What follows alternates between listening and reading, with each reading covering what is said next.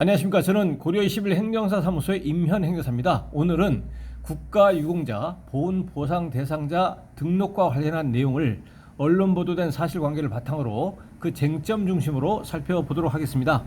오늘 영상의 내용이 도움이 되었다면 구독, 좋아요 부탁드리겠습니다. 그리고 이 영상의 끝부분에는 관련된 영상이 연결되어 있으므로 필요시에는 참고해 주시기 바랍니다. 네, 먼저 제목을 보시면 천안함 연평도 사건으로 과로 누적 법원 퇴역 중령 유공자 인정이라고 되어 있습니다. 계속 보시겠습니다. 최전방에서 복무하다가 심장과 망막, 안구 가장 안쪽의 신경막에 질환을 얻어 군복을 벗은 퇴역 장교를 유공자로 인정해야 한다는 법원 판단이 나왔다. 남북 간 긴장감이 극도로 고조된 상태에서 부대원들을 통솔해야 했던 현장 지휘관의 스트레스와 질병 간의 연관성이 인정된 결과다라고 되어 있습니다.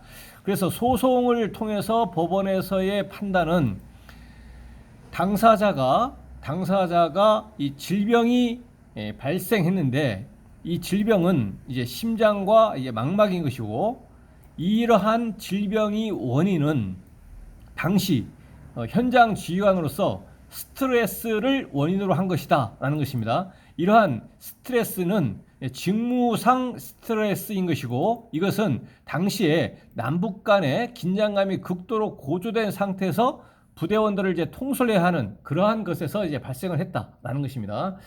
관련 내용을 계속 보시겠습니다. 법조계에 따르면 서울행정법원 행정 6단독 윤성진 판사는 A씨가 서울 북부 보훈지청장을 상대로 보훈 대상자 비해당 결정을 취소해달라고 제기한 소송에서 20일 원고 승소 판결했다. 재판부는 상의와 직무 수행 사이에 적정한 인과관계가 없다고 본 보훈지청의 처분은 위법하다고 밝혔다. 먼저 이 A씨가 당사자가 국가유공자나 보훈보상 대상자로 등록을 하기 위해서는 관할, 주소지 관할, 보훈청, 보훈지청에다가 등록 신청을 해야 됩니다.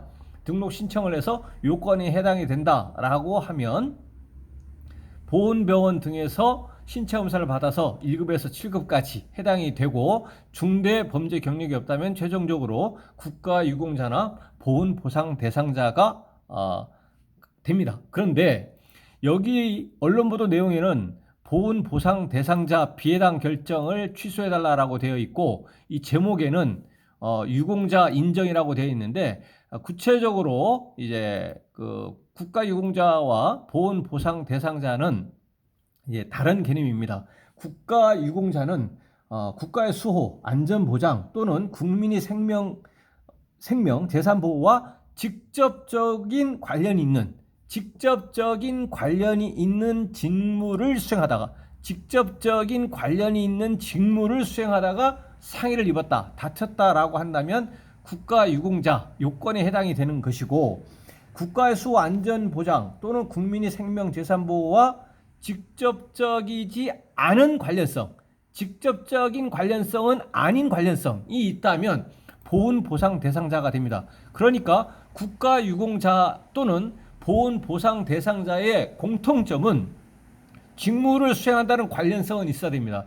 직무를 수행한 것을 원인으로 해가지고 다쳤다, 상해를 입었다라고 하는 것이 있어야 되는 것이고, 직무와 관련성이 없는 사적인 행위에서 또는 이제 중대한 과실로 인해서 그 상해를 입었다라고 하면 국가유공자의 요건도 보훈보상 대상자의 요건도 발생하지가 않습니다.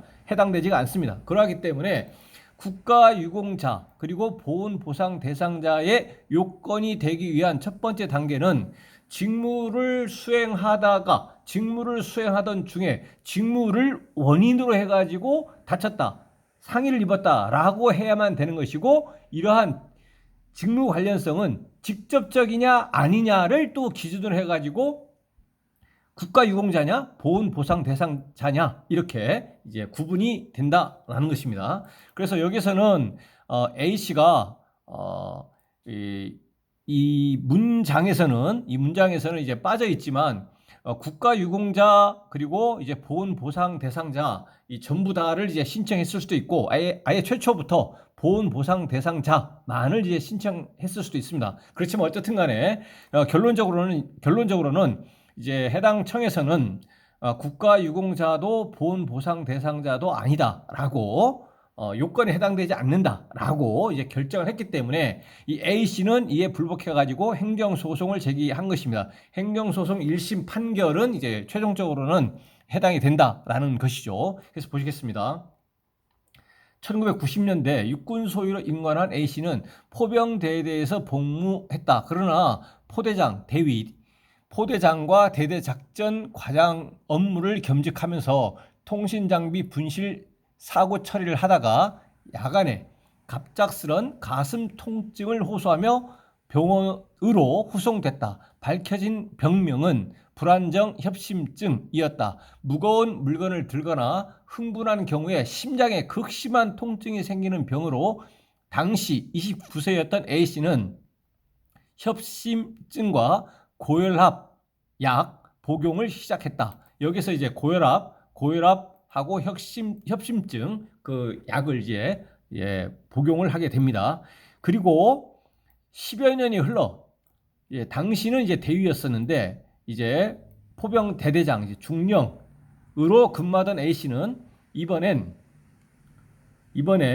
오른쪽 시야가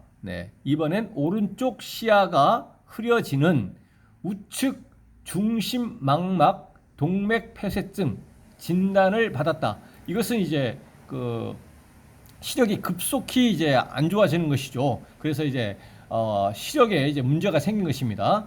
과거 협심증 때문에 받았던 수술과의 연관성을 확인하는 과정에서 관상동맥의 경련이 포착됐고 변이형 협심증이라는 소견이 나왔다. 그러니까 이 A 씨는 눈 부위와 관련해 가지고 우측 중심 망막 동맥 폐쇄증이라는 진단이 있고 그다음에 심장 관련해서 이제 변이형 협심증 이것이 있다.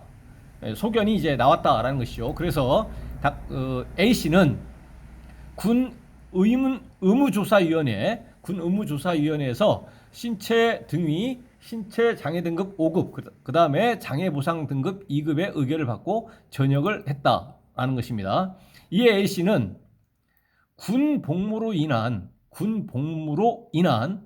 과로와 스트레스로 병을 얻었다.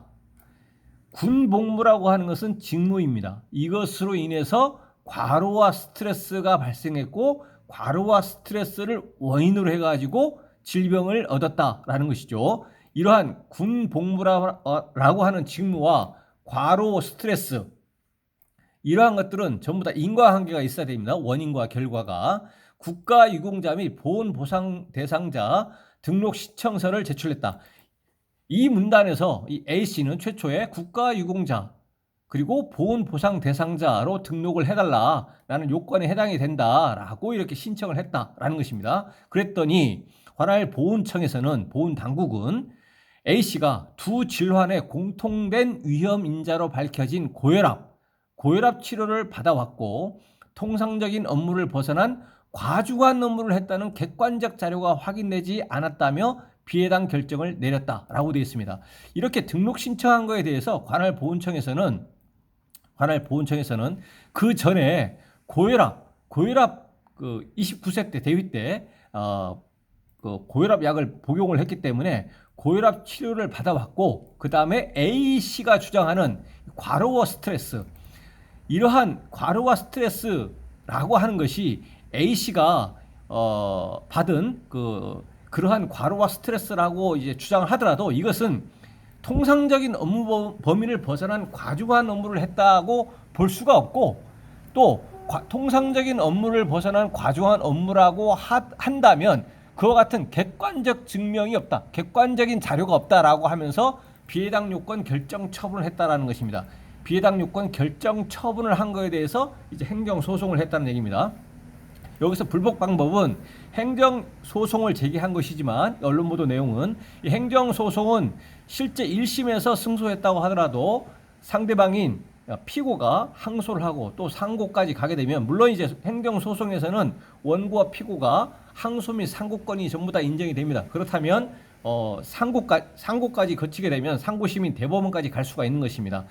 그렇지만 여기에서는 언급이 안 돼 있지만 행정소송이 아닌 행정심판을 거친 후에도 행정심판에서 기각이 되더라도 행정소송을 할 수가 있기 때문에 행정심판 단계에서 구제가 돼버린다면 그 상대방인 피청구인은 행정심판 결과에 대해서 인정하지 못하겠다, 소송을 하겠다라고 할 수가 없어서 행정심판을 청구한 당사자 입장에서는 확정적으로 구제를 받는 것이기 때문에 행정소송을 바로 가지 않고 행정심판을 거친 이후에 행정소송을 가는 것도 하나의 합리적인 방법일 수도 있겠다라는 이제 말씀을 드립니다. 법원 행정소송에서 A씨 측은 과로 사실을 입증하는 데 주력했다. 왜냐하면 비해당 결정 처분을 그 관할 보훈청에서 했는데 여기에서 뭐라고 했냐면 그 통상적인 업무를 벗어난 과중한 업무를 했다는 객관적 자료가 확인되지 않는다고 하기 때문에 이와 같은 객관적 자료 입증에 주력을 했다라는 것입니다. 그렇기 때문에 이와 같은 과로 및 스트레스로 인해서 질병이 생겼다라고 한다면 이 과로와 스트레스라고 하는 것이 어떻게 보면 눈에 보이는 이 정형외과적인 골절이라든가 이런 것이 아니기 때문에 이러한 과로와 스트레스가 직무에서 발생했다는 것을 입증하는 것이 이제 핵심이라고 할 수가 있습니다. 그래서 이 과로와 스트레스라는 것이 직무 수행으로 인해서 발생했다 또는 악화됐다는 것을 입증을 하는 것이 핵심이다. 그래서 입증하는 데 주력을 했다라는 것입니다. 특히 천안함 폭침 사건과 연평도 화력 도발 사건이 연이어 터진 2010년 최전방 지역에서 근무하며 장기간 전투준비 태세를 유지해야 했던 사정을 강조했다. 업무상 스트레스가 아니라면 젊은 나이에 협심증이 발생할 이유가 없다고도 주장했다. 당시에 이러한 직무로 인한 그런 스트레스가 아니라면 뭐 특별히 협심증이 발생할 만한 다른 요인이 없었다라는 것이죠. 그래서 법원은 A씨 손을 들어줬다. 재판부는 고혈압의 원인이라고 단정하기가 어렵고 비록 보훈청 상대방인 행정청인 보훈청에서는 이 고혈압 치료를 받았다라고 하는 것을 문제를 삼으면서 그 비해당 결정 처분을 했지만 이 고혈압이 그 원인이라고 단정하기가 어렵고 전공상 심사 의결서에도 피고가 과중한 업무로 인한 스트레스로 흉통을 느꼈다고 돼 있다라고 되어 있습니다. 전공상 심사는 뭐냐면 국가보훈처 종전에 지금은 국가보훈부 보훈심사위원회에서 국가유공자 또는 보훈보상 대상자의 요건이 되느냐 안 되느냐를 심사하는 그것과 별개로 국방부 전공상 심사위원회, 보통심사위원회가 있고 중앙심사위원회가 있습니다. 그래서 전공상 심사위원회에서 공상이냐 아니냐, 자체적으로 공상이냐 아니냐, 직무를 수행하다가 다쳤느냐 안 다쳤느냐 이거를 심사를 한 거라는 얘기입니다. 그랬더니 국방부에서도 공상이 인정이 됐다라는 것입니다. 어떠한 이유로 공상이 됐느냐? 과중한 업무로 인해서 스트레스가 발생했고 흉통을 느꼈다라는 것입니다.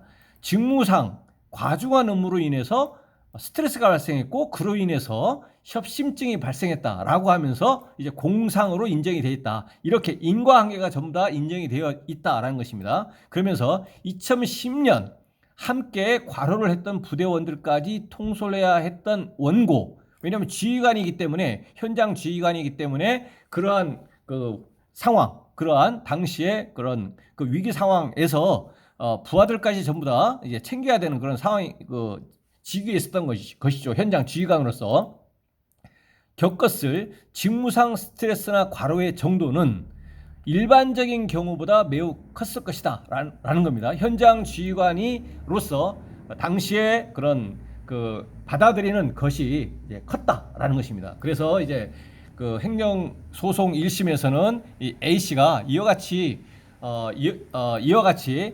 직무 관련성이 있기 때문에 요건에 해당이 된다라고 이제 결정을 한 것입니다. 그렇지만 이와 같은 판결은 이 A씨가 이와 같은 판결의 요지는 보훈 보상 대상자로서의 요건은 해당된다고 했지만 여기에서 A 씨가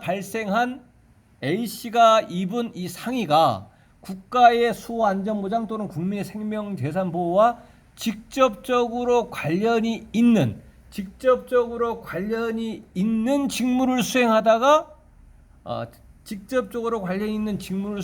상의를 입었다라는 것까지는 인정이 되지 아니하고 단지 보훈 보상 대상자로서만 인정이 된 것입니다. 이 판결의 내용은. 그래서 오늘 이제 살펴봤던 것은 최초의 국가유공자 및 보훈 보상 대상자 등록 신청을 했는데 이에 대해서 비해당 결정 처분을 이제 했고 이에 대해서 이제 불복해가지고 행정 소송을 이제 거치면서 보훈 보상 대상자로 법원에서 이제 판결을 했다라는 언론 보도 내용을 이제 살펴봤습니다. 네, 오늘 영상의 내용에 질문 있으시면 댓글 남겨주시고 그러면 대댓글이나 별도 영상으로 답변 드리겠습니다. 네, 오늘 영상의 내용이 도움이 되었다면 구독, 좋아요 부탁드리겠습니다. 네, 감사합니다.